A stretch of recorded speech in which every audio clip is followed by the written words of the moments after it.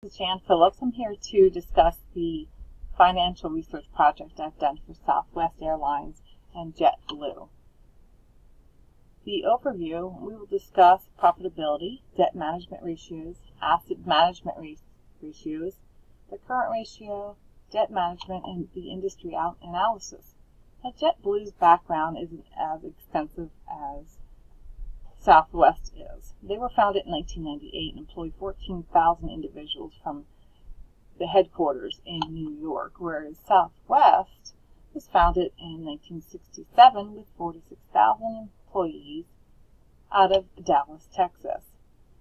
Southwest has been around for about 50 years, whereas the JetBlue Airways has been around about 18. Profitability ratios are very comparable. Southwest's profit margin in the third quarter of this year, in 2015, was just at 20%, as you see by the charts below. Although JetBlue's profit margin was considerably more at 65%. Their basic earning power comparison, again, is considerably different on the other end, because we see Southwest is doing better in this category than JetBlue, with almost $6 versus the $1.68. The return on assets are pretty comparable between the two companies. Debt management ratio between the two firms, debt to asset ratio, which is calculated by dividing the total debt over the total assets. The difference here is JetBlue was at 34.7, which is more than double the debt to total assets for Southwest. So the asset management ratio is very comparable between the two. The current ratio we use to determine how the company can repay short-term liabilities. The current ratio is also calculated by taking current assets and dividing them by current liabilities. Investors use this ratio to determine how the company can cover its current liabilities with their current assets. The summaries in between the two companies, between JetBlue and Southwest, the net profit margins for both airlines are small when you take in consideration of other larger industries, with just 4% for Southwest and 3% for JetBlue. They are both winners because after the attacks of 9/11, both companies came strong, providing desirable service for their customers and charging just enough to make a profit. Today, both airlines continue to grow.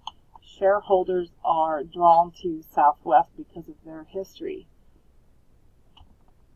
And again, we will discuss the profitability.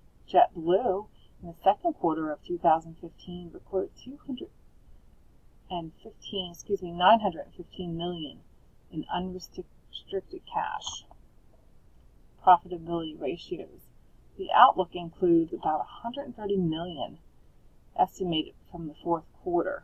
The company expects its full year in 2015 to have available seat miles to increase. JetBlue's operations improved through 2014 and expect to continue to grow in 2016 with business strategies focusing on growth from the A321 aircraft. The debt management, asset turnover, and current ratio. The amount of a company's debt affects its profitability and ability to grow.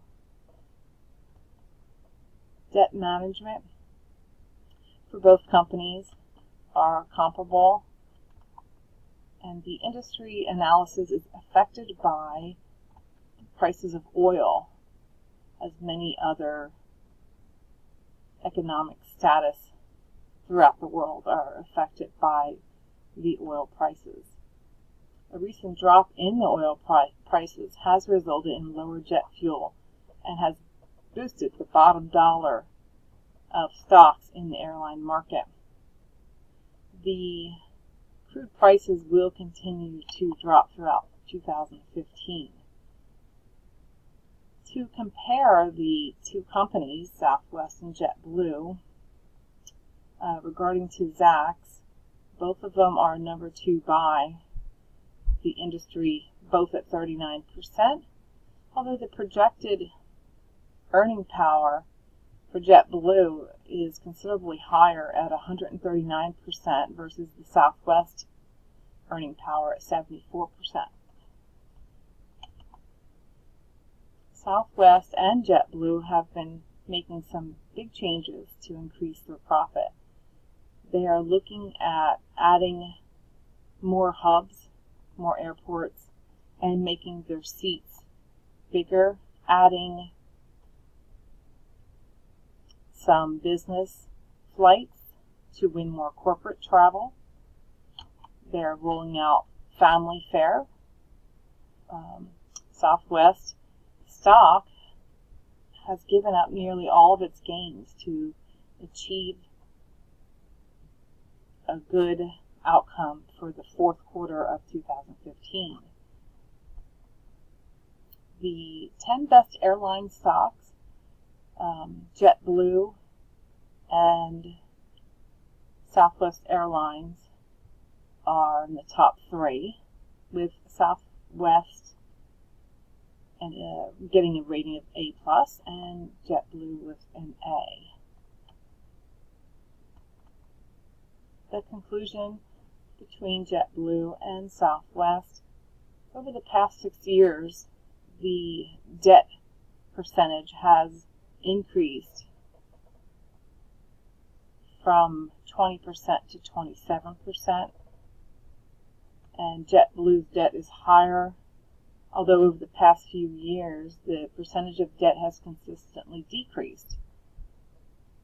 And the gross profit margin comparison: Southwest is inconsistent and lower than industry average, lower than JetBlue. Net profit margin on Southwest, the return on total assets is inconsistent, and the return on common equity is about half of the industry average, which is inconsistent over the past 5 years. Price-earning ratio has made a large jump in 2013.